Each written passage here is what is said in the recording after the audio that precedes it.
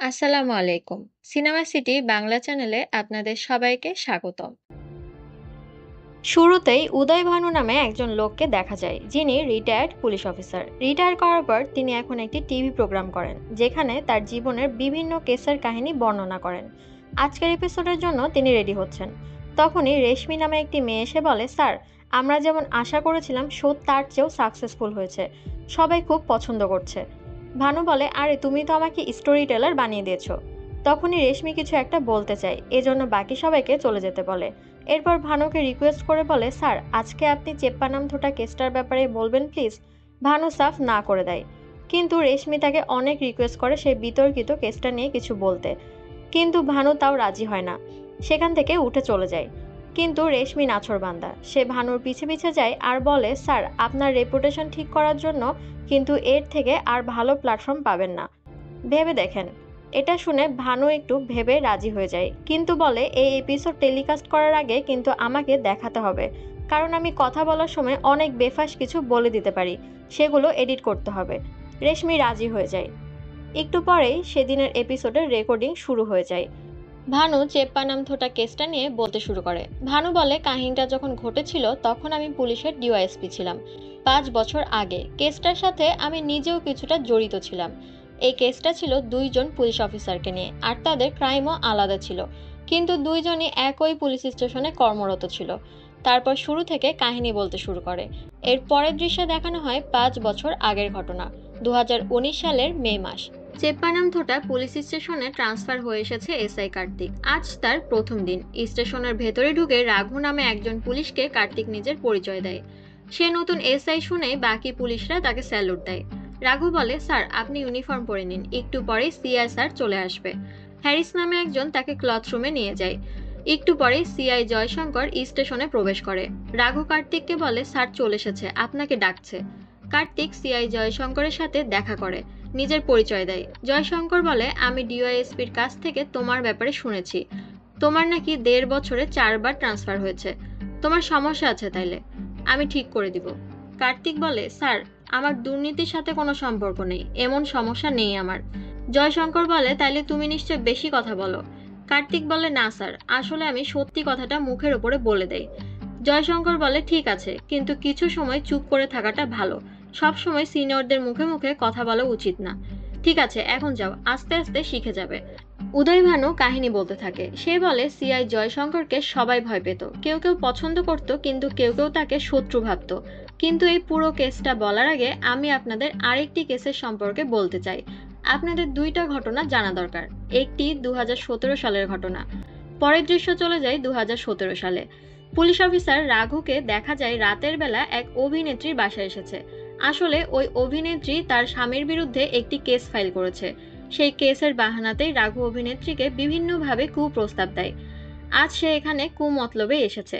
রাঘু মেয়েটিকে বলে, দেখো, তোমার কেসটা আমি চুপে চাপে সলভ করে দিব, তার বদলে তুমি আমার মনের ইচ্ছাটা পূরণ করে দাও। আর মেয়েটিকে সরাসরি কুপ্রস্তাব দেয়। তখনই জয়শঙ্কর সহ আরো কয়েকজন পুলিশ একটি রুম থেকে বের হয়ে আসে। তাদের দেখে রাঘু একদম ঘাবড়ে যায়। আসলে মেয়েটি রাঘুর আচরণে বিরক্ত হয়ে আগেই জয়শঙ্করের কাছে কমপ্লেন করেছিল।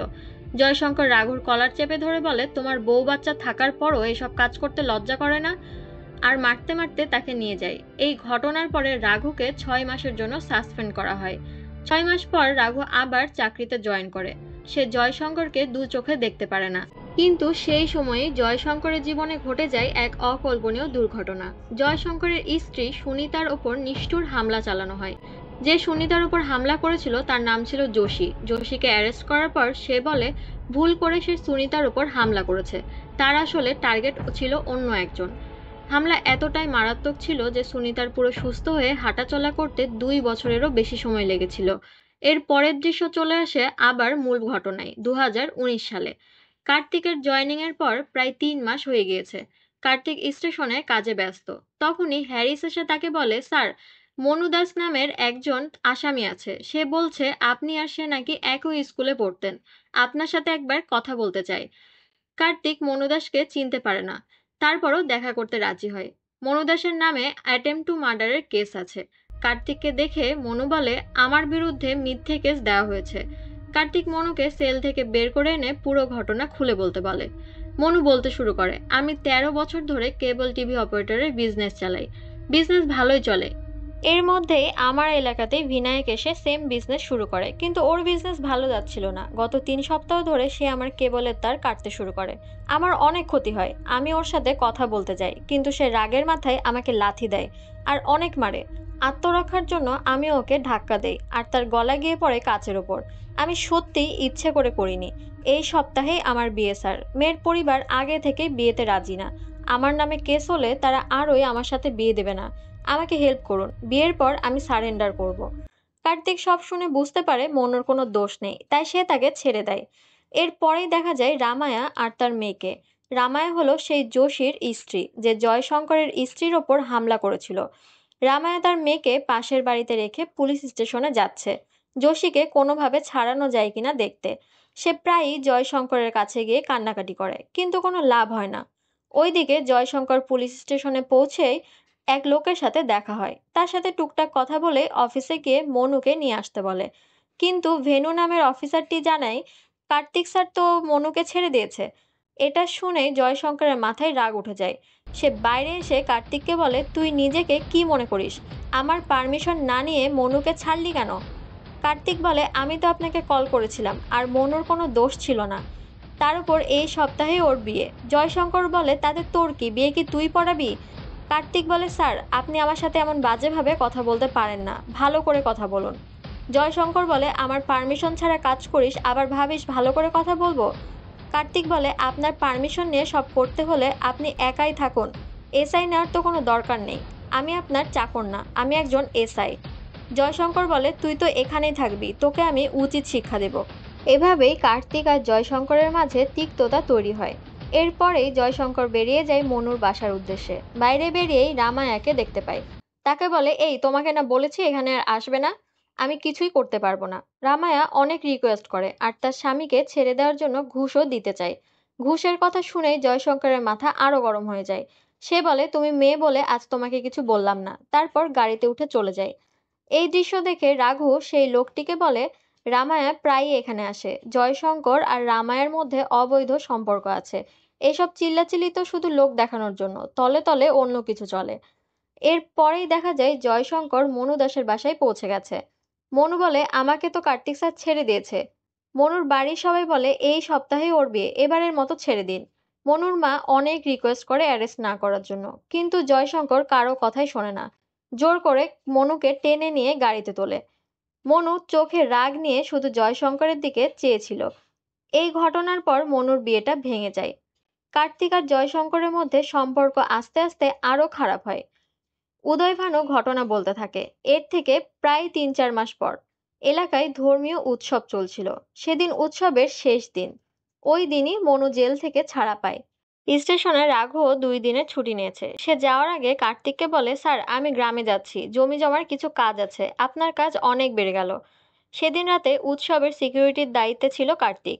ডিউটিতে থাকার সময় তখনকার ডিওয়াইএসপি উদয়ভানু, যিনি এখন আমাদের কাহিনীটা শোনাচ্ছেন, কার্তিককে কল করে, বলে তুমি জয়শঙ্করের বাসায় আসো। সেদিন জয়শঙ্করের বাসায় সে ছাড়া আর কেউ ছিল না। তার পরিবার গ্রামে গিয়েছিল। ভানু আর জয়শঙ্কর ভালো বন্ধু। বাসা ফাঁকা থাকায় তারা ড্রিঙ্ক করছিল। কিছুক্ষণ পর কার্তিক সেখানে উপস্থিত হয়। ভানু তাকে একসাথে বসে ড্রিঙ্ক করতে বলে। আসলে সে চাচ্ছিল কার্তিক আর জয়শঙ্করের সম্পর্কটা ঠিক হোক, কিন্তু কার্তিক ড্রিঙ্ক করতে রাজি হয় না। এটা জয়শঙ্করের ইগোতে লাগে। সে বলে, না চাইলে যাও এখান থেকে। কার্তিকও মেজাজ খারাপ করে বের হয়ে আসে। পরদিন সকালের ঘটনা। জয়শঙ্কর ফোনে কথা বলতে বলতে ছাদে যায়। ছাদে গিয়ে দেখে প্লাম্বার সজীব কাজে এসেছে। সেখানে তার প্রতিবেশী প্রশান্ত ছিল। প্রশান্ত বলে, স্যার ও যদি ভালো করে কাজ না করে আমাকে বলবেন। জয়শঙ্কর সজীবকে জিজ্ঞাসা করে, গতকালকে কাজ শেষ করনি কেন? সজীব বলে, গতকাল তো উৎসব ছিল তাই তাড়াতাড়ি চলে গিয়েছিলাম, আজ শেষ করে ফেলবো। ম্যাডাম আমাকে বাসার চাবি দিয়ে গেছে, আমার কাজ শেষ হলে তালা দিয়ে চলে যাব। এরপর কাজে লেগে পড়ে। তখনই সে ছাদে কিছু পড়ার শব্দ শুনতে পায়। সেভাবে জয়শঙ্করের হয়তো কিছু হয়েছে। সে দৌড়ে ছাদে গিয়ে দেখে জয়শঙ্কর হতভম্ব হয়ে কিছু একটা দেখছে। সে সামনে গিয়েই চিৎকার করে ওঠে, কারণ সেখানে পড়ে আছে বস্তাবন্দি ক্ষতবিক্ষত একটি লাশ। লাশটি ছিল রামায়ার। সজীব দৌড়ে আশেপাশের সবাইকে ডেকে নিয়ে আসে। ডিওয়াইএসপি উদয়ভানুও চলে আসে। কার্তিক সহ বাকি পুলিশ অফিসাররাও দ্রুত চলে আসে। লাশ দেখার পর ভানু কার্তিককে একপাশে ডেকে নিয়ে বলে, শোনো, এসপি স্যার আসবে, তাকে গত রাতে ড্রিঙ্ক করার কথা ভুলেও বলবে না, আর এখানে যে বোতল পড়ে আছে এগুলো পরিষ্কার করো। এসপি এই ব্যাপারে জানলে আমাকে ইনভেস্টিগেশনে রাখবে না। কিন্তু কার্তিক মনে মনে ভানু আর জয়শঙ্করকে সন্দেহ করছিল। এর মধ্যেই জয়শঙ্করের পরিবারও ফিরে আসে। কার্তিক বাসার চারদিক পর্যবেক্ষণ করে। ফরেনসিক ডিপার্টমেন্টও আসে। এসপিও পৌঁছে যায়। কার্তিক এসপিকে বলে ছাদে যাওয়ার রাস্তা একটাই, সেটা হচ্ছে বাসার মধ্যে দিয়ে। এসপি কার্তিককে সিসিটিভি আছে কিনা খুঁজে দেখতে বলে। এসপি জয়শঙ্করকে জিজ্ঞাসাবাদ করে মৃত মেয়েটির ব্যাপারে। জয়শঙ্কর বলে, স্যার, রামায়াকে আমি 1.5 বছর ধরে চিনি, কয়েকবার দেখা হয়েছিল। সে যোশীর স্ত্রী, যে সুনিতার উপর হামলা করেছিল। যোশীকে ছাড়ানোর জন্য সে প্রায় স্টেশনে এসে রিকোয়েস্ট করত। গতকালকে তার সাথে আমার দেখা হয়েছিল 4:30টার দিকে। তারপর সে বলতে শুরু করে গতকাল কিভাবে রামায়ের সাথে তার দেখা হয়েছিল। জয়শঙ্কর বলে, গতকাল যখন আমার স্ত্রী আর বাকিরা গ্রামে যাচ্ছিল তখনই রামায়া টাকা নিয়ে এসেছিল আমাকে ঘুষ দিতে, আর যোশীকে ছেড়ে দেওয়ার জন্য কান্নাকাটি শুরু করে, কিন্তু আমি তাকে অপমান করে তাড়িয়ে দিয়েছিলাম। এরপর এসপি প্রশান্তকে জিজ্ঞাসাবাদ করে। প্রশান্ত বলে, গতকাল সন্ধ্যা 6:30টার দিকে রামায়া আর একটা ছোট মেয়েকে জয়শঙ্করের বাসার সামনে অটো থেকে নামতে দেখেছিলাম। তখনই এসপি জয়শঙ্করকে বলে, তোমার কথাই তো গন্ডগোল আছে। প্রশান্ত বলল, সে 6:30টায় রামায়াকে দেখেছে, আর তুমি বললে 4:30টায় দেখেছো তাকে। জয়শঙ্কর বলে, আমি তো 6:30টার দিকে বাসাতেই ছিলাম না, বন্ধুর বাসায় গিয়েছিলাম, 8টার দিকে ফিরেছি। এরপর সুনিতাকে জিজ্ঞাসাবাদ করা হলে সে বলে, রামায়ের কথা আমি জানতাম, আর গতকাল রাতে জয়শঙ্কর আমার সাথে দেখা করতে গেছিল। তখন তাকে চিন্তিত মনে হচ্ছিল। আমি জোর করলে সে রামায়ের কর্মকাণ্ডের কথা আমাকে জানায়। উদয়ভানু বলতে থাকে যে জয়শঙ্করের বাসার সামনের রাস্তায় কোনো সিসিটিভি ছিল না। ফরেনসিক আর ডগ স্কোয়াড থেকেও যে রিপোর্ট এসেছিল তা ছিল হতাশাজনক। ঘরের কোথাও থেকেও কোনো রক্তের ফোঁটা বা আঙুলের ছাপও পাওয়া যায়নি। 1 সপ্তাহে পুলিশ কোনো ক্লুই খুঁজে পায়নি। এই রিপোর্ট এসপিকে দিলে সে বলে, এভাবে তো হবে না। একজন সাধারণ মানুষ খুন হয়েছে, আর সন্দেহভাজন হচ্ছে একজন পুলিশ। কোনো ক্লু না পেলে এক পর্যায়ে জয়শঙ্করকে অ্যারেস্ট করতে হবে। মিডিয়াতে কেসটা নিয়ে অনেক তোলপাড় হচ্ছে। সাধারণ জনগণও পুলিশকে দোষ দিচ্ছে। অবশেষে আর কোনো উপায় না পেয়ে পুলিশ জয়শঙ্করকে অ্যারেস্ট করে। জয়শঙ্করের পরিবার কান্নাকাটি করতে থাকে। কোর্টে সরকারি উকিল বলে, সব প্রমাণই নির্দেশ দিচ্ছে জয়শঙ্করই খুনি, আর বলে পুলিশ তাকে বাঁচানোর চেষ্টা করছে। রামায়ের মোবাইল ফোনের শেষ লোকেশন ছিল জয়শঙ্করের বাসা। রামায়ের স্বামী জয়শঙ্করের স্ত্রীর ওপর হামলা করেছিল। এটাই ছিল রামায়াকে খুন করার মোটিভ। আর কনস্টেবল রাঘু স্টেটমেন্ট দিয়েছে যে রামায়ার সাথে জয়শঙ্করের অবৈধ সম্পর্ক ছিল। জয়শঙ্করকে 14 দিনের রিমান্ড দেওয়া হয়। জেলে নিয়ে যাওয়ার সময় রামায়ের বাবা তাকে বলে, আমার মেয়েকে মারলি কেন? আমি তোকে খুন করে ফেলবো। আমার নাতনি কোথায়? রামায়ের মেয়েটি তখনও নিখোঁজ ছিল। পুলিশ কোনো খোঁজ পাচ্ছিল না। জয়শঙ্করকে যে জেলে রাখা হয়েছিল সেখানকার কয়েদিরা তাকে মারার সুযোগ খুঁজতে থাকে, কারণ অনেকেই তার হাতে অ্যারেস্ট হয়েছে। জয়শঙ্কর জেলে বসে ভাবতে থাকে কিভাবে লাশটা তার বাসায় এলো। তাকে ফাঁসানোর চেষ্টা করছে কেউ। কার্তিককে দেখা যায় একজন মিনিস্টারের বাসায় আসতে। মিনিস্টার তাদের আত্মীয় হয়। সে কার্তিককে বলে, জয়শঙ্করের কেসটা ডিওয়াইএসপি আর দেখবে না, তুমি দেখবে। ইনভেস্টিগেশনে থাকবে তার নাম, কিন্তু কাজ করবে তুমি। আর ভেনু আর জয়শঙ্কর তো বন্ধু, ওরা সত্যটা সামনে আসতে দেবে না, তুমি সত্যটা সামনে নিয়ে আসবে। কার্তিক ইনভেস্টিগেশন শুরু করে দেয়। সে রামায়ের বাসায় এসে জিজ্ঞাসাবাদ করতে। রামায়ের চাচি জানায় জয়শঙ্কর ছাড়াও আরও একজন পুলিশ অফিসারের সাথে রামায়ের ভালো সম্পর্ক ছিল। রামায়াকে কয়েকবার বাসাতেও পৌঁছে দিয়ে গেছে। আর সেই পুলিশ অফিসারের বউও একদিন বাসায় এসেছিল, কিন্তু তাদের কাউকেই আমি ভালো মতো দেখিনি। এদিকে কারাগারে জয়শঙ্কর সেল থেকে বেরিয়ে মুখ ধুতে যায়। তখনই একটি ছেলে পিছ থেকে তার মাথায় আঘাত করে। বাকি কয়েদিরাও সেখানে জড়ো হয় আর বলে, আমাদের তো অ্যারেস্ট করতে, আর নিজেই এখন খুনের আসামি। তারপর তার উপর হামলে পড়ে। জয়শঙ্করও পাল্টা হামলা করে। তুমুল মারামারি বেঁধে যায়। এর মধ্যেই একজন জয়শঙ্করকে চাকু মেরে দেয়। এই লোকটাই হচ্ছে যোশী। যোশী জিজ্ঞাসা করে, তুমি রামায়াকে কেন খুন করলে, আর আমার মেয়েকে কি করেছো? তখনই পুলিশ ফোর্স সেখানে চলে আসে আর যোশীকে ধরে সরিয়ে নেয়। জয়শঙ্করকে হসপিটালে নিয়ে আসা হয়। ঘটনা শুনে কার্তিক কারাগারে আসে যোশীর সাথে কথা বলতে। যোশী কার্তিককে বলে, আমার বউকে আমি অনেক ভালোবাসতাম, আমার মেয়েটা কেউ পাওয়া যাচ্ছে না, আমার জীবনটা শেষ। আপনারা তো জয়শঙ্করকেও ধরবেন না, অন্য কাউকে ফাঁসিয়ে দেবেন। কার্তিক বলে, তোমার কেন মনে হচ্ছে জয়শঙ্করই রামায়াকে খুন করেছে? যোশী বলে, আমি রামায়াকে বলেছিলাম সিআই জয়শঙ্করের কাছে যেয়ে কান্নাকাটি করতে, কিন্তু রামায়া আমাকে ফোন করে জানায় সিআই তাকে অপমান করে তাড়িয়ে দিয়েছে। কিন্তু কিছুক্ষণ পরেই আবার জানায় জয়শঙ্কর তাকে দেখা করতে ডেকেছে, এমনকি অটোও পাঠিয়েছে ওদের নিয়ে যেতে। রামায়া বলেছিল অটো চালকের নাম ছিল সিন্টু। কার্তিক জিজ্ঞাসা করে, তোমাকে সুনিতার উপর হামলা করতে কে অর্ডার দিয়েছিল? যোশী মুখ ফসকে কারো নাম বলতে যাচ্ছিল, তখনই নিজেকে সামলে নিয়ে বলে, আমি তো আগেই বলেছি যে ভুল করে অন্য কাউকে মনে করে সুনিতার উপর হামলা করেছি। কার্তিক আর হ্যারিস সিন্টু নামের অটো চালকের খোঁজ করে, কিন্তু রেজিস্ট্রার অফিসের লোকটি বলে সিন্টু নামে তো প্রচুর লোক আছে। হ্যারিস বলে এই নামটাও তো নকল হতে পারে। তখন কার্তিক বলে, আমাদের কাছে এই নামটাই একমাত্র ক্লু, নকল হলেও এটা নিয়েই আগাতে হবে। এদিকে ভানু হসপিটালে জয়শঙ্করকে দেখতে আসে।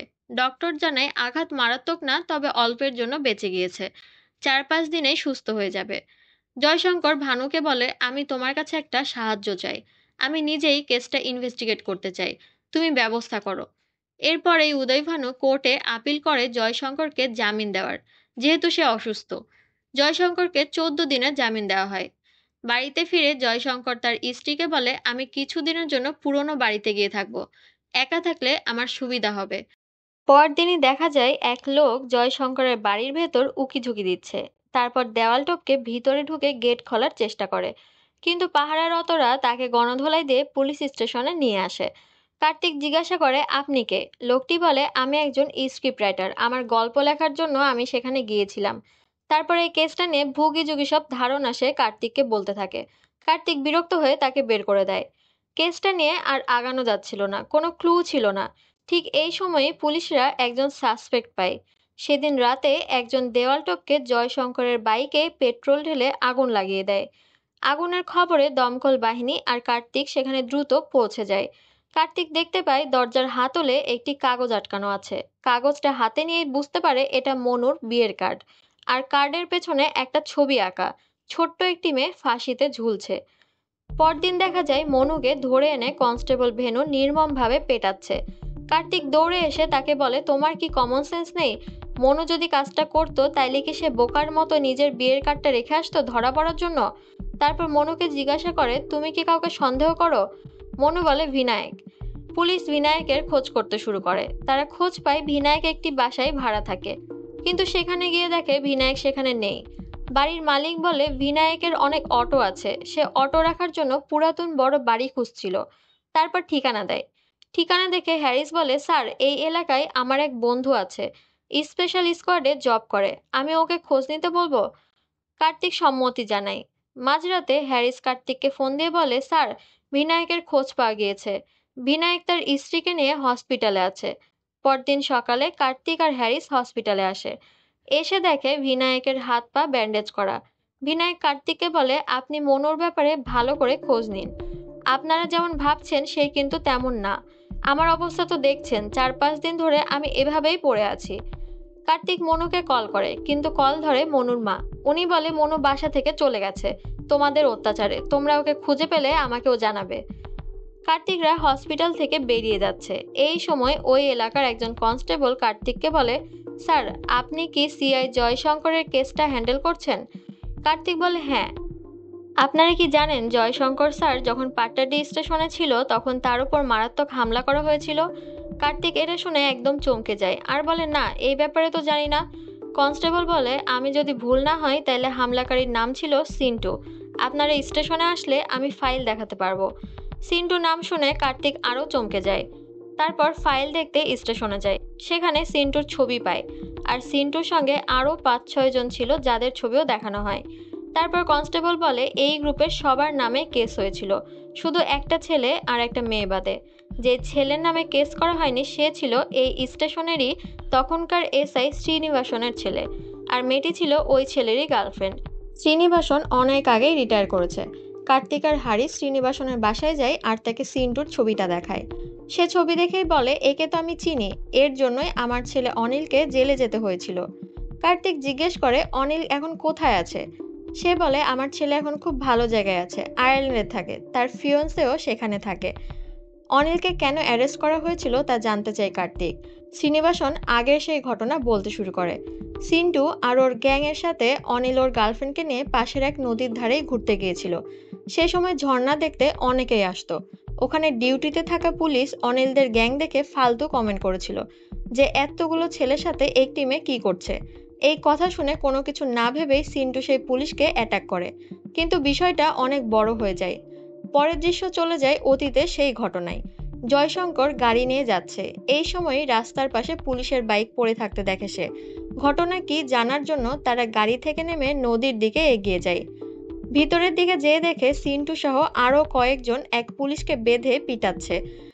জয়শঙ্কর তাদের বাধা দেয়। সিন্টু দা নিয়ে তার উপর হামলে পড়ে। সিন্টু সহ বাকি সবাইকে অ্যারেস্ট করে স্টেশনে নিয়ে যায়। এরপরে দৃশ্য ফিরে আসে বর্তমানে। শ্রীনিবাসন বলে, আমি খবর পেয়ে স্টেশনে গিয়ে জয়শঙ্করের হাতে পায়ে ধরে অনিলকে আর মেয়েটাকে ছাড়িয়ে আনি। তারপর সে আয়ারল্যান্ড চলে গিয়েছে, আর সিন্টুর নামে কেস থাকায় সে বিদেশ যেতে পারেনি। কিন্তু 1 বছর ধরে তাকে এলাকায় দেখাও যায়নি। এদিকে জয়শঙ্কর ভেনুকে নিয়ে ইনভেস্টিগেশন শুরু করেছে। ভেনু বলে, স্যার ভেবে দেখেন, ভেতরের সিঁড়ি ছাড়া ছাদে ওঠা যায় না, তাহলে কাজটা যে করেছে সে ভেতরের কেউই করেছে। তখনই জয়শঙ্করের প্লাম্বার সজীবের কথা মনে পড়ে। সজীবের কাছে তো বাসার চাবি ছিল, সে সহজেই ছাদে যেতে পারত। তারপরে জয়শঙ্কর আর ভেনু সজীবের সাথে দেখা করার জন্য বের হয়। সজীব কনস্ট্রাকশনের কাজ করছিল। দূর থেকেই পুলিশের গাড়ি আসতে দেখেই সে পালাতে শুরু করে। জয়শঙ্কররাও তার পিছা করে, কিন্তু ধরতে পারে না। এই সময়ই কার্তিককে কন্ট্রোল রুম থেকে ফোন করে জানানো হয় একটা সিসিটিভি ফুটেজের মাধ্যমে এক অটো ড্রাইভারকে আইডেন্টিফাই করা গেছে। এই অটোতেই রামায়ার আর তার মেয়েকে নিয়ে যাওয়া হয়েছিল। নাম্বারও মিলে গিয়েছে। অটো ড্রাইভারের ঠিকানা নিয়েই কার্তিক সেখানে পৌঁছে যায়। গিয়ে দেখে এই ঠিকানা সেই পুলিশ অফিসার রাঘুর। কার্তিক অবাক হয়ে বলে, এটা তোমার বাসা? কার্তিক বাসার চারদিক খুঁজে একটা নষ্ট অটো পায়, যেটার নাম্বার প্লেট ম্যাচ করে। কার্তিক বলে, এটাই সেই অটো যেটায় রামায়াদের নিয়ে যাওয়া হয়েছিল। কাজ শেষে এটার এই অবস্থা করেছো। পুলিশ তো প্রমাণ লোপাট করতে ভালোই জানো। রাঘু বলে, এই অটোটা আমার বাবার, 2 বছর ধরে এভাবেই পড়ে আছে। তারপরে কার্তিকের চোখ পড়ে রক্তমাখা বটি আর রক্তমাখা ড্রামের উপর। রাঘু বলে, তার ভাই মুরগি বেচে, এগুলা মুরগির রক্ত। কিন্তু কার্তিক তাকে অ্যারেস্ট করে। সেই রাতের এক ঘটনা সবাইকে চমকে দেয়, আর কেসটা আরো ঘোলাটে হয়ে যায়। কারণ সেই রাতেই একটা গাড়ি রামায়ের বাসার সামনে তার মেয়েটাকে নামিয়ে দিয়ে যায়। এই খবর পেয়ে সকালে কার্তিক সেখানে আসে। মিডিয়ার লোকজনও বাসার সামনে জড়ো হয়েছে। কার্তিক মেয়েটির সাথে কথা বলে, আর সিন্টুর ছবি দেখিয়ে বলে, এই লোকটাই কি তোমাদের অটোতে নিয়ে গিয়েছিল আর তোমাকে আটকে রেখেছিল? মেয়েটি বলে, হ্যাঁ, আমাকে একটি ঘরে আটকে রেখেছিল, কিন্তু আমার মা কোথায়? এরপরেই হ্যারিসের বন্ধু বিনয় কল করে জানায় সিন্টুর লোকেশন পাওয়া গিয়েছে। সেই লোকেশনে পৌঁছাতে রাত হয়ে যায়। পুলিশরা চারদিক থেকে বাড়িতেই ঘিরে ফেলে। কার্তিক আর হ্যারিস আস্তে আস্তে বাড়ির ভিতরে ঢুকে, কিন্তু সিন্টু সেখানে নেই। তারা এক বৃদ্ধকে খুঁজে পায়। তাকে জিজ্ঞেস করা হয়, সিন্টু কোথায়? বৃদ্ধটি বলে, আজকে সবাই সিন্টুর খোঁজ কেন করছে? কিছুক্ষণ আগেও 2 জন এসেছিল খোঁজ করতে। তারপর কার্তিক জিজ্ঞাসা করে, এখানে কি একটা ছোট মেয়ে ছিল? বৃদ্ধটি বলে, হ্যাঁ, সিন্টু তার মৃত বোনের মেয়েকে নিয়ে এসেছিল, কিন্তু মেয়েটিকে একটা রুমে আটকে রাখতো, বাইরেও যেতে দিত না, এমনকি আমাকেও কথা বলতে দিত না। তারপর গতকালকে মেয়েটিকে নিয়ে বের হয়ে গেছে, সিন্টু আর ফিরে আসেনি। কার্তিক জয়শঙ্করের ছবি দেখিয়ে বলে, এই লোক খোঁজ নিতে এসেছিল? বৃদ্ধটি বলে, হ্যাঁ, এ এসেছিল। এদিকে জয়শঙ্কর আর ভেনু সজীবের বাসার ঠিকানা পেয়ে যায়। সেখানে উপস্থিত হয়। ধরা পড়ার পর সজীব বলে, আমি এই বিষয়ে কিছুই জানি না, আমি তো ভয়ে পালিয়েছিলাম, আমি জানতাম এই কেসের সাথে আমাকে জড়িয়ে ফেলা হবে। এর পরের দৃশ্যে দেখা যায় কেসের অগ্রগতি নিয়ে কার্তিক তার সিনিয়রদের ব্রিফ করছে। সে বলছে, রাঘু সত্যি কথাই বলেছিল, এর সাথে জড়িত নয় সে, আর মনুকে এখনো খুঁজে পাওয়া যায়নি, কিন্তু আমরা নিশ্চিত যে সিন্টু এই কেসের সাথে জড়িত। তখন একজন পুলিশ অফিসার রেগে গিয়ে বলে, এতদিন ধরে তো কাউকেই অ্যারেস্ট করতে পারোনি, আর 2 দিন সময় দেওয়া হলো, এর মধ্যে যদি না পারো তাহলে তোমাকে এই কেস থেকে সরিয়ে দেওয়া হবে। রাত্রে একটা আননোন নাম্বার থেকে জয়শঙ্করকে কল করে বলে, কার্তিক নিজের বাসায় সিন্টুকে আটকে রেখেছে, আর আপনার বিরুদ্ধে স্টেটমেন্ট দেওয়ার জন্য রেডি করছে। কালকেই সিন্টুকে কোর্টে নিয়ে যাওয়া হচ্ছে, পারলে নিজে বাঁচান। ওইদিকে কার্তিকের বাসায় সে তার মায়ের সাথে ফোনে কথা বলছে। এই সময়ই বাসার কারেন্ট চলে যায়। কার্তিকের মনে সন্দেহ জাগে। সে ছাদে উঠে দেখতে পায় তার বাসার সামনে একটা অটো রাখা আছে। সে দৌড়ে বাইরে এসে অটোটা চেক করে সে বুঝতে পারে এই অটোতেই রামায়াদের নিয়ে যাওয়া হয়েছিল। তারপরেই খেয়াল করে পাশেই একটি কাঠের বাক্স পড়ে আছে। ফোনের ফ্ল্যাশলাইট দিয়ে চেক করে দেখে ভিতরে সিন্টুর লাশ। কার্তিক প্রচন্ড ঘাবড়ে যায়। তখনই সেখানে পৌঁছে যায় জয়শঙ্কর। কার্তিক তাকে দেখে বলে, নিজেকে বাঁচাতে এখন তুমি আমাকে ফাঁসাতে চাইছো? এজন্য সিন্টুকে খুন করে এখানে ফেলে রেখেছো? সে পুলিশকে ফোন করতে যায়। জয়শঙ্কর তাকে আটকায় আর দুইজনের মধ্যেই ছোটখাটো হাতাহাতি হয়। এক পর্যায়ে কার্তিককে আটকে ফেলে জয়শঙ্কর। তারপর বলে, একটু ব্রেন খাটিয়ে দেখো। আমি নিজেই যেখানে ফেসে বসে আছি সেখানে আমি আবার সিন্টুকে খুন করব? আমাদের দুজনকেই ফাঁসানো হচ্ছে। এই খেলাটা খেলছে অন্য কেউ, যে দূরে বসে মজা দেখছে। এদিকে পুলিশ আর উদয় ভানুর কাছের আননোন নাম্বার থেকে কল করে বলা হয় কার্তিক সিন্টুকে খুন করে রেখেছে। তারা কার্তিকের বাসার উদ্দেশ্যে রওনা হয়ে যায়। জয়শঙ্কর কার্তিককে বলে, পুলিশ এতক্ষণে নিশ্চয়ই রওনা হয়ে গেছে। তুমি চাইলে আমার সাথে আসতে পারো, না হয় এই কেসে তোমাকে ফাঁসিয়ে দেওয়া হবে। নিজেকে নির্দোষ প্রমাণ করার কোনো সুযোগ পাবে না। কার্তিক জয়শঙ্করের সাথে পালিয়ে যায়। কিছু দূর আসার পর কার্তিক তার কাছে আসা বিনয়ের ভয়েসমেলটা চালু করে। বিনয় জানিয়েছে সে একটা ভাইটাল এভিডেন্স পেয়েছে, আর এটা যদি সত্যি হয় তাহলে এই কেস সলভ হয়ে যাবে। কার্তিক বিনয়কে কল করে, কিন্তু নাম্বার বন্ধ আসে। তারপর তারা বিনয়ের বাসায় যায়। বাসায় গিয়ে দেখে বিনয় বাসায় নেই। বিনয়ের স্ত্রী বলে সে তো পাসপোর্ট অফিসে গিয়েছে। তখন জয়শঙ্কর বিনয়ের স্ত্রীর কাছে একটি সাহায্য চায়। সে বলে, আপনারা ইউজ করেন না এমন একটা ফোন থাকলে আমাদের দিবেন, আর আপনাদের গাড়িটাও দিবেন প্লিজ। কারণ তারা তাদের আগের গাড়ি আর ফোন ইউজ করবে না ধরা পড়ার ভয়ে। বিনয়দের গাড়ি নিয়ে তারা পাসপোর্ট অফিসে চলে আসে। সেখানকার লোকটা বলে বিনয় এসেছিল আর 6 জনের লিস্ট দিয়েছিল, তাদের পাসপোর্ট আছে কিনা আর তারা কখনো দেশের বাইরে গিয়েছে কিনা এই ইনফরমেশন বের করতে। আমরা লিস্ট বের করেছি, কিন্তু তারা কোথাও গিয়েছিল কিনা এটা বের করতে পারিনি। 6 জনের মধ্যে 2 জনের পাসপোর্ট আছে। তারা হচ্ছে অনিল আর সিন্টু। একটু পর ভেনু জয়শঙ্করকে কল দিয়ে বলে, আপনার কথা মতো আমি সাইবার সিকিউরিটি অফিসে এসে খোঁজ নিয়েছি। বিনয়ের লোকেশনটা পাইনি, কিন্তু তার লাস্ট লোকেশন পেয়েছি, সেটা পাঠিয়ে দিচ্ছি। লাস্ট লোকেশনের ঠিকানায় জয়শঙ্কর আর কার্তিক রওনা হয়ে যায় বিনয়কে খুঁজতে। সেখানে পৌঁছতে সকাল হয়ে যায়, কিন্তু পৌঁছানোর পর কার্তিক বলে, আমি এখানে আগেও এসেছি, এটা শ্রীনিবাসনের বাসা। তারা জানতে পারে শ্রীনিবাসনের ছেলে অনিল আয়ারল্যান্ডেই মারা গিয়েছে, কিন্তু কিভাবে মারা গিয়েছে জানা যায়নি। তারা শ্রীনিবাসনকে সান্ত্বনা দিয়ে চলে আসে। শ্রীনিবাসনের কেয়ারটেকারকে বিনয়ের ছবি দেখিয়ে কার্তিক জিজ্ঞেস করে, এই লোকটা কি এখানে এসেছিল? লোকটি বলে, হ্যাঁ এসেছিল, কিন্তু অনিলের মৃত্যুর খবর শুনে কিছু না বলে চলে গিয়েছে। কার্তিক বলে, এখন আমরা কি করব?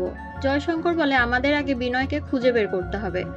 এদিকে তাদের পালানোর খবর চারদিকে ছড়িয়ে পড়েছে। তাদের একটা সেফ জায়গা দরকার।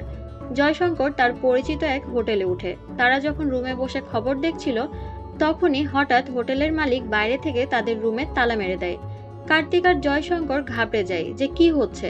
কার্তিক জানালার ফাঁক দিয়ে দেখে পুলিশ এসেছে। পুলিশ সব রুম একে একে চেক করছে। কার্তিকরা একদম ঘাবড়ে যায়।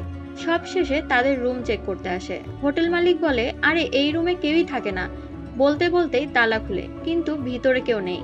তারপর হোটেল মালিক বাথরুমের দরজা খুলে ভেতরে ঢুকে বলে, দেখেছেন, বললাম না কেউ নেই। পুলিশটি চলে যায়, কিন্তু কার্তিকরা আসলে বাথরুমের ভেতরেই ছিল। হোটেল মালিকের বুদ্ধিতেই এই পর্যায়ে তারা বেঁচে যায়। এই সময় পুলিশ কল করে জানায়, আমরা অনিলের ট্রাভেল হিস্টোরি চেক করেছি, সে কখনো ইন্ডিয়ার বাইরেই যায়নি। আয়ারল্যান্ড এম্বাসিতেও খোঁজ নিয়ে জানা গেছে তারা কোনো অনিলের মৃত্যুর ব্যাপারে কিছুই জানে না। আমরা বোধহয় এবার রহস্য সমাধান করতে পারবো। কথা শেষে জয়শঙ্কর কার্তিককে বলে, বিনয় ঠিকই বলেছিল, এই ভাইটাল ইনফরমেশনই আমাদের দরকার ছিল। অনিলই হয়তো এই কেসের সাথে জড়িত। বিনয়কে যেহেতু শেষবার তার বাসাতেই দেখা গিয়েছিল, তাই সেই রাতেই তারা আবার শ্রীনিবাসনের বাসায় আসে। ভিতরে ঢুকেই জয়শঙ্কর শ্রীনিবাসনকে কষিয়ে চড় মারে আর বলে, তোমার নাটক বন্ধ করো, বলো অনিল কোথায়? আমরা খোঁজ নিয়ে জেনেছি অনিল কখনো দেশের বাইরেই যায়নি, তাহলে সে কোথায়, ডাকো তাকে। কিন্তু শ্রীনিবাসন বলে, আপনারা কি উল্টাপাল্টা বকছেন, ও যদি দেশেই থাকবে তাহলে এই ছবিগুলো কোথা থেকে এলো? কার্তিক বলে, অনেক নাটক হয়েছে, এবার তোমার ছেলেকে ডাকো। আমরা বুঝতে পেরেছি এইসব তোমার ছেলের কাণ্ড। ওই এখানেই আছে তাই না, ডাকো ওকে। তখন শ্রীনিবাসন বলে, ডাকছি। তারপর একটা রুমে যাই। জয়শঙ্করও তার পিছে যায়। তখনই অন্য দিক থেকে একটা শব্দ শুনে কার্তিক সেদিকে যায় আর সিঁড়ি দিয়ে ওপরে উঠে। এদিকে জয়শঙ্কর রুমে ঢুকে দেখে শ্রীনিবাসন তার বউ আর ছেলে অনিলের মারা পড়ানো ছবির সামনে কাঁদছে। আসলে সত্যিই অনিল মারা গিয়েছে। এর পরের দৃশ্যে দেখানো হয় অনিল কিভাবে মারা গিয়েছে। সেদিন অনিলদের গ্যাংকে অ্যারেস্ট করার পর জয়শঙ্কর অনিলকে অনেক পেটায়, কারণ সে পুলিশের ছেলে হয়ে আরেক পুলিশকে এভাবে পিটিয়েছে। এমনকি শ্রীনিবাসনকেও জোর করে তার ছেলেকে মারতে। বন্ধুদের সামনে বাবার কাছে মার খাওয়ায় সে খুব অপমানিত বোধ করে, কিন্তু সে বুঝতে পারে না যে সে একটা অপরাধ করেছে। এরপরেই একদিন অফিস থেকে ফিরে শ্রীনিবাসন দেখে তার ছেলে আত্মহত্যা করেছে। দরজা ভেঙে ভিতরে ঢুকে সে কান্নায় ভেঙে পড়ে। তার প্রতিবেশী লোকটিও দৌড়ে আসে। তারা কাউকে না জানিয়েই অনিলকে বাসার মধ্যেই কবর দিয়ে দেয়। এরপরে আবার বর্তমানে শ্রীনিবাসন নিজের মাথায় গুলি ঠেকিয়ে বলে, আমি মরে যাব, তাও জেলে যাব না। সব প্রমাণ তোমার বিপক্ষে। জয়শঙ্করের সাথে তার মারামারি বেঁধে যায়। এদিকে কার্তিকের ওপর বিশাল হাতুড়ি নিয়ে হামলা চালায় শ্রীনিবাসনের প্রতিবেশী লোকটি। তাদের মধ্যে কঠিন মারামারি শুরু হয়। মারামারির এক পর্যায়ে ধাক্কা লেগে একটি দরজা খুলে যায়। ভেতরের দৃশ্য দেখে কার্তিক একদম চমকে যায়। সেখানে হাত মুখ বেঁধে বিনয়কে ঝুলিয়ে রাখা হয়েছে। কার্তিক লোকটিকে আঘাত করে অজ্ঞান করে ফেলে। বিনয়ের হাত পা খুলে দিয়ে সে দৌড়ে নিচে আসে। তারপর জয়শঙ্করের সাথে মিলে শ্রীনিবাসনকে আটকায়। জয়শঙ্কর বলে, এত নাটক তাইলে তুমি ছেলের মৃত্যু রেজিস্টার করার জন্য করলে? আসলে না। শ্রীনিবাসন 3 বছর ধরে বদলা নেওয়ার প্ল্যান করে। তারপর যোশীকে হায়ার করে জয়শঙ্করের স্ত্রীর ওপর অ্যাটাক করায়, কারণ নিজের ছেলের মৃত্যুর জন্য সে জয়শঙ্করকেই দায়ী করত। কিন্তু যোশী জেলে যাওয়ার পর শ্রীনিবাসনকে ব্ল্যাকমেল করে আরো টাকা নিত। আর এই কথাটা যোশীর স্ত্রী জানতো। রামায়াকে শ্রীনিবাসন নিজের জন্য হুমকি মনে করছিল। সেই দিন রাঘু যে লোককে বলেছিল রামায়া আর জয়শঙ্করের মাঝে অবৈধ সম্পর্ক আছে, সেই লোকটাই কল করে শ্রীনিবাসনকে খবর দিয়েছিল। সে ভেবেছিল রামায়া সবকিছু বলে দিবে। এরপরেই শ্রীনিবাসন ঠিক করে সে রামায়াকে সরিয়ে দেবে। সে সিন্টুকে পাঠায় রামায়াকে নিয়ে আসতে। সিন্টু রামায়াদের বাসায় যেয়ে বলে, আমাকে জয়শঙ্কর পাঠিয়েছে। কিন্তু রামায়া বলে, আমি একটু আগেই তো তার কাছ থেকে আসলাম। তখন সিন্টু বলে, আমি তো এত কিছু জানি না, আর টাকার কথাও বলেছে। টাকার কথা শুনে রামায়া বিশ্বাস করে, কারণ সে টাকা নিয়ে জয়শঙ্করের কাছে গিয়েছিল। সে তার মেয়েকে নিয়ে অটোতে উঠে পড়ে। সিন্টু তাদের জয়শঙ্করের বাসায় নিয়ে আসে, কিন্তু বাসায় কেউ ছিল না তখন। সিন্টু চালাকি করে রামায়ের ফোনটা নেয় আর সিম নষ্ট করে ফেলে, যেন লাস্ট লোকেশন এইখানেই দেখায়। তারপর বলে জয়শঙ্কর তার পুরনো বাড়িতে আছে, সেখানেই ডাকলো। তারপর তারা পুরনো একটি বাসায় আসে। এই বাসা শ্রীনিবাসন কয়দিনের জন্য ভাড়া নিয়েছিল। সিন্টু রামায়াকে ভিতরে যেতে বলে আর ছোট মেয়েটাকে নিয়ে ঘুরতে যায়। রামায়া ভেতরে ঢুকেই সে প্রতিবেশী লোকটাকে দেখতে পায়, আর শ্রীনিবাসন ভিতরে ঢুকে দরজা লাগিয়ে দেয়। রামায়া তাদের হাতে পায়ে ধরে তাকে ছেড়ে দেওয়ার জন্য, কিন্তু তারা তাকে নিষ্ঠুরভাবে হত্যা করে আর তার মেয়েকে সিন্টু নিয়ে যায়। রামায়ের লাশ বস্তায় ভরে ক্রেন দিয়ে জয়শঙ্করের বাসার ছাদে রেখে দেওয়া হয়। এজন্যই কোথাও ফিঙ্গারপ্রিন্ট পাওয়া যায়নি। এরপর সিন্টু যখন রামায়ের মেয়েকে ছেড়ে দেয় আর 5-6 লাখ টাকা দাবি করে, তখন শ্রীনিবাসন তাকেও মেরে ফেলে। তারপর সে আর তার প্রতিবেশী মিলে সেই অটো আর সিন্টুর লাশ কার্তিকের বাসার সামনে রেখে আসে, আর আননোন নাম্বার থেকে কল করে সবাইকে জানিয়ে দেয়। উদয় বলতে থাকে, শ্রীনিবাসন জানতো কার সাথে জয়শঙ্করের শত্রুতা, তাই সে রাঘুর নষ্ট অটোর নাম্বার প্লেটটা ব্যবহার করেছিল। পুলিশ যখন বাসার মেঝে খুঁড়ে অনিলের হাড্ডি বের করছিল, তখন শ্রীনিবাসনকে জিজ্ঞাসা করেছিল সে কেন ছেলের মৃত্যুর খবর লুকিয়েছিল। উত্তরে সে বলেছিল তার তখন যেটা ঠিক মনে হয়েছিল সেটাই করেছে। যখন সে বুঝতে পেরেছিল পুলিশ তাকে ধরে ফেলতে পারে, তখন সে ছেলের মৃত্যুর নাটক সাজায় সিম্প্যাথি পাওয়ার জন্য আর তার উপর থাকা নজর সরানোর জন্য। এভাবেই এই কেসের সত্যতা বের হয়েছিল। সব কাজ শেষে জয়শঙ্কর আর কার্তিক একসাথে রওনা হয়ে যায়। বর্তমানে এপিসোডটি টেলিকাস্ট হচ্ছে। উদয় বলছে কেস সমাধান হলেও এই কেসে আরও একজন আসামি ছিল, যাকে কারোই নজরে পড়েনি। তার সম্পর্কে আগামী এপিসোডে বলবো। তারপরেই দেখা যায় বাসায় উদয়ের গুলিবিদ্ধ লাশ পড়ে আছে। কেউ কি তাকে খুন করেছে? উদয়ের মৃত্যুর খবরে জয়শঙ্কর আর কার্তিক সেখানে আসে ইনভেস্টিগেট করতে। উদয় এই ক্রাইম শো শুরু করার পর থেকেই অনেক হুমকি পাচ্ছিল। তাদের মধ্যেই কি কেউ? উদয়ের বাসার সামনেও অনেক লোক জড়ো হয়েছে। এদের মধ্যে এক লোককে দেখা যায় যে তীক্ষ্ণ দৃষ্টিতে তাকিয়ে আছে। ভালো করে দেখলে বোঝা যায় এই লোকটাই সেই স্ক্রিপ্ট রাইটারটা যে আবোল তাবোল বকছিল। তাহলে এই লোকটাই কি খুনের সাথে জড়িত? তা হয়তো আমরা আবার জানতে পারবো সিনেমার সেকেন্ড পার্টটা বের হলে। আজ এখানেই বিদায় নিচ্ছি। আবারও ফিরে আসবো নতুন গল্প নিয়ে। লাইক, কমেন্ট, সাবস্ক্রাইব করে সিনেমা সিটি বাংলার সাথেই থাকুন। আর নতুন ভিডিওর আপডেট পেতে পাশের বেল আইকনটিতে ক্লিক করে রাখুন। দেখা হচ্ছে পরের ভিডিওতে।